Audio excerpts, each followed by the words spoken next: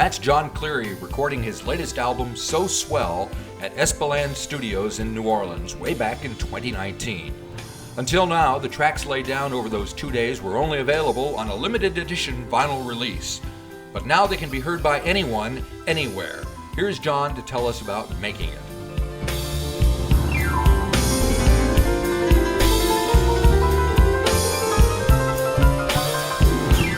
For me, anyway, it's already an old record. Right. A lot of stuff that goes on between the last note being played in the studio and it actually shipping out as a finished record. We recorded it in a couple of days before the lockdown started. That's how old it is. I think we did it in 2019, I'm guessing. So it's out now, and so we've been touring, and I play a couple of songs from the record on the tour. Yep. And people like it. Everyone I've spoken to seems to really, really like it. It's How can they not? Yeah, well, it was a very honest, basic, old-fashioned recording approach. We basically set up in a room in 2 days and recorded a whole album, and that was actually why I did it. That was the appeal to me, because my last few records have been really studio records. I enjoy making studio albums. I think there's a distinction between what you play on a gig and what you can do now with records. You know, it's a different medium. It's a different. So you're painting with painting on a different canvas, really, with the studio thing. So I enjoy both sides of that spectrum. But this was for, as I say, initially for a New York label, and the deal was, you know, it's low budget. You go in the studio for 2 days, and that's what you get. There you go. I got some really good musicians, and we knocked it out. So this version, I think it was kind of fun to do it that way for a change. Cool. I see it closes off with a version of Since I Fell for You. I don't have plans and schemes, and I don't have hopes and dreams. Oh, I don't have anything, baby, since I don't have you. Yeah, I love that song. I'd been doing it on my solo gigs. I do a lot of solo gigs as a way of keeping the New Orleans piano, the solo piano thing going. Right. It was starting to wane by the time I arrived. Really? Here 40 years ago, and there are some great piano players in New Orleans, but there are very few piano players who sing and play the traditional stuff.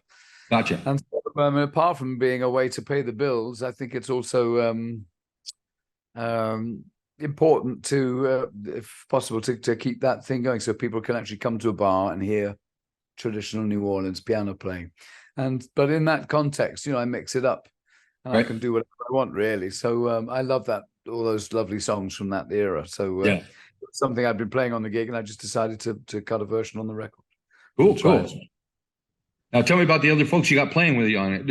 I noticed their names all begin with J, so that's ties them all together. I think if we start with Johnny, it's John, Johnny, James, and Jim.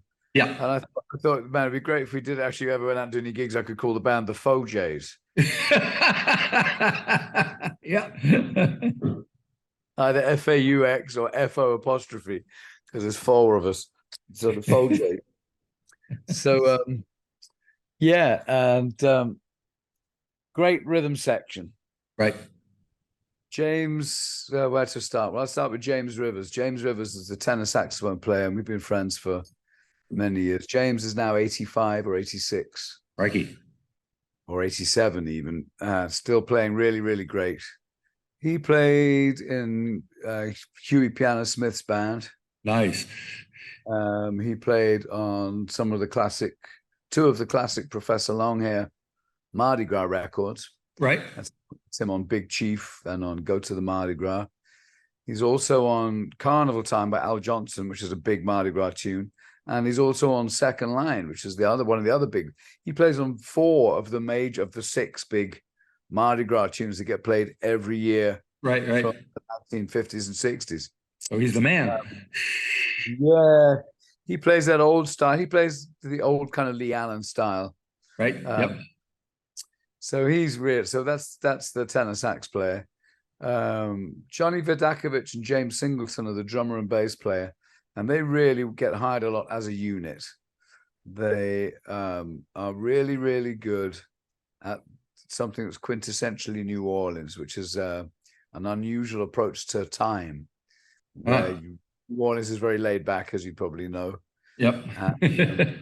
There's a way of playing here which can be really lazy, where you kind of almost stretch and exaggerate time and then make it up again. And it's an interesting approach. They both played with Professor Longhair. Johnny Vidakovich is on the Crawfish Fiesta record.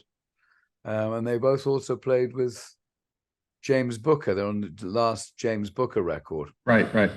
Between Johnny, James, and James, I have the musicians that accompanied Alan Toussaint, Professor Longhair, Dr. John, and Huey Piano Smith. Right. And James Booker. Not a bad pedigree. Not a bad pedigree at all. But they're just, they're working local musicians. There's lots of great rhythm sections here. But they have a certain thing that they do that I really like. We've been playing together for years on and off. So that was the rhythm section I decided to use because I knew it would be fun. Right. And so what were the sessions? You recorded in 2 days, you said. So it must have been just get in there and do it, right? Well, that's 2 days is not very long. Right. And when you're deciding on what material you're going to record, which is the most important decision, you have to consider what you can pull off, what's feasible for the time that you have. And I wanted to be fairly ambitious with some of the selections, but there was not going to be any rehearsal time, right? Because they were on tour. I think they got back to town. The rhythm section got back to town the day before the recording session. And when they were in town, I was out of town. And when I was out of town, they were in town. So there was no rehearsal time. And so I basically decided, well, I don't want to just do easy. So I want to have some, pretty straight ahead stuff, but I want to have some stuff that's got a vibe to it. And so I basically there was not really any time to rehearse. We had 2 days. That's not enough time to be in the studio learning the songs. And so I basically made, I have a studio in my house, my own recording studio. So I made demos of all the songs, and I played the drums and the upright bass and the piano and mixed them all and gave those to the guys and said, these are the arrangements I want. So we can learn the arrangements, and then we can adapt or change or whatever when we get in there. Yep. So that's kind of what we did, really. So yeah, it was pretty much take after take, and we did the whole record in 2 days. Gotcha. So with that record has been recorded in the can for a while. What are you doing now? Are you working on anything new? Well, during lockdown, I got my band together, my regular band. Right. None of us had any gigs, like everybody else. So I said, well, come on, let's all get in the studio and let's just record the tunes that we play on the show that we've never actually put on a record. Right. That was the idea. And we started working on a new album. And it was going well until we had a hurricane. Oh, yeah. That'll slow things down. Which ripped off part of my roof and deposited sort of half a swimming pool through the back of my house right into my recording studio. And so that was 1.5 years ago. And we're just at the point now where the construction's been finished and I can start putting the gear back in. And once that's done, I think hopefully in June, I'll be able to go back and start finishing the record we started. Cool. 2 years ago. So then we'll have a new album. So that's we get hurricanes every year here in New Orleans. Yes. And this one just happened to touch down right on my house. So that was bad news. But anyway. For a while I lived in Florida, so I went through a few hurricanes myself. I know what it's like them. They're pretty ferocious when they want to be. Yeah. We got a cyclone here in New Zealand. We had a horrible summertime here is in January. And it was just it was terrible. Weather's all wonky everywhere. Yeah. Well, where it's bad here, and hurricane season starts next week here in New Orleans. Yep. So my studio will be done and completed and fixed just in time for hurricane season to start up. Nice. And then nervously watch the weather forecast every day now for the next 4, 5, 6, 7, 8 months. Yep. Well, that's the way it goes, I guess, when you're living in New Orleans. So has the town changed? Because I remember when Katrina happened quite a while ago, and that must have had a major effect on the city itself. Has it kind of bounced back? Is it a different place than it was pre-Katrina? Well, places change. So it's hard to say now, nearly 20 years later, right, whether how different things might be. At the time, it was huge. It was a really, really, really, really big deal. Yep. And it did change the city. I think, there's I can't remember the exact numbers, but a vast, vast number of people left the city and never came back. Gotcha. Yep. Were poorer New Orleanians, in whom is vested a large part of our tradition. The population is back to pre-Katrina levels, but they're not New Orleans people. These people have moved here from elsewhere, and which is great. New Orleans has a history of immigration, and people are coming from different cultures. But the culture part is important thing, because it did change the culture here. For example, we now have gigs that start at 8 o'clock in the evening. Right. Before Katrina, most gigs would start at 11 o'clock at night and go till 3 in the morning. Yeah. And so one gig I used to do back in the days with Johnny Adams would start at 2 o'clock in the morning and go to 6 o'clock in the morning. New Orleans is not like anywhere else in the States. This was a late night town. Right. It was even though we're in the deep South, it was kind of like the Wild West. In many ways. So I don't know if it's as wild, right, and as funky as New Orleans will always be funky. It's great. I still love it. I love it. But yes, I think it changed. I think Katrina dragged New Orleans up to the present day, where we were still kind of living 20 years behind everybody else. Gotcha. Yeah, that's interesting. All right. Yeah. It's a great, I was there once, and I had the best greeting ever. I was arriving at the airport. It was like 5 in the morning, 6 in the morning. I was flying in from New Zealand.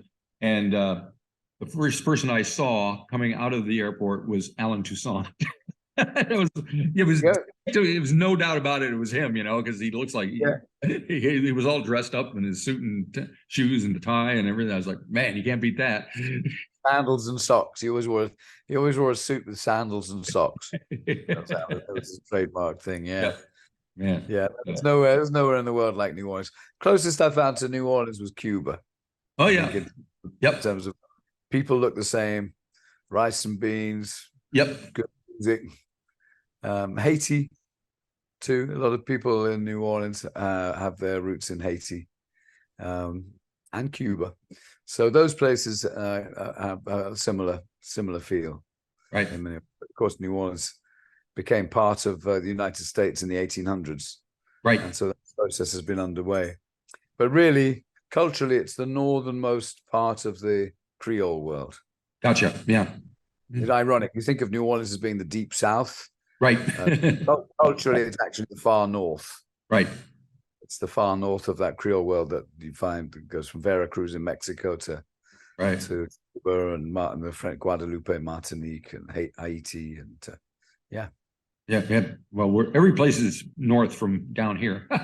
So, are you coming back to New Zealand anytime soon? Got plans? I really hope so. I really want to bring my band. Yeah. And I think there are plans afoot to come to Australia next year, 2004. And I'm hoping that the booking agents can tie it up with some New Zealand shows too, because it's such a beautiful part of the world. And I know there's a lot of music lovers there. And we're so long overdue. And I want everyone to hear my band. I've got the killingest band. And I just want everyone to hear it. How good. I feel like I'm showing off. It's like, can you believe how lucky am I to be up on the stage playing with these guys? All right. Well, bring them down here. We want to see. We want to hear. Well, hopefully we'll make it work. Cool. Yeah. All right. Well, it's almost June, so you can start working on their next album that you're talking about. And yes. Yeah, we'll be ready. We'll be ready. Yep. All righty. Well, thank you very much for spending time with me. I really appreciate it. You're very welcome. You're very welcome. And I hope we get to see you down under. Yeah, you will. If you come down under, we'll see you. All right. All right. Thank you very much. Hey, bye-bye. Cheers. Bye. Bye now.